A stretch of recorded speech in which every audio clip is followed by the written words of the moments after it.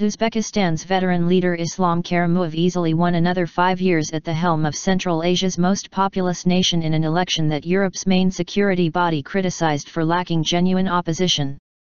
Karimov, a 77-year-old former Communist Party apparatchik, received 90.39% of Sunday's vote, according to preliminary results released by the Central Election Commission on Monday. Turnout was 91%, it said. Karimov has ruled his mainly Muslim nation of 30 million since 1989, first as its Soviet-era party leader and then as elected president. He brooks no dissent and human rights bodies count his among the world's most repressive governments.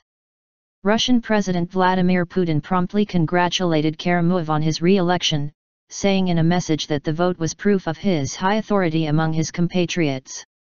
No independent candidates were allowed to take part in the election.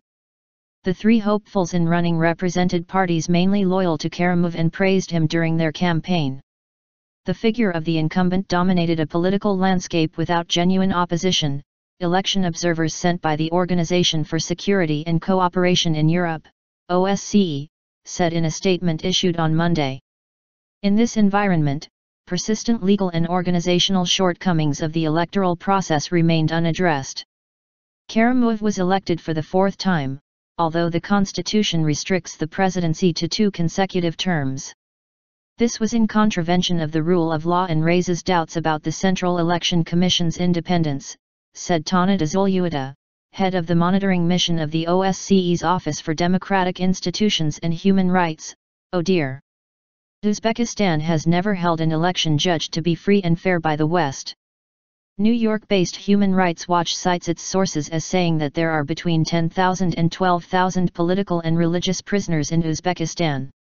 Karimov justifies his tough methods, saying he wants to prevent any rise of radical Islam in Uzbekistan. His relations with the West chilled after government troops suppressed an uprising in the eastern town of Andijan in 2005, killing hundreds of protesters. But ties with the United States and the European Union thawed later as Uzbekistan became a key route of supplying NATO-led forces fighting in neighboring Afghanistan.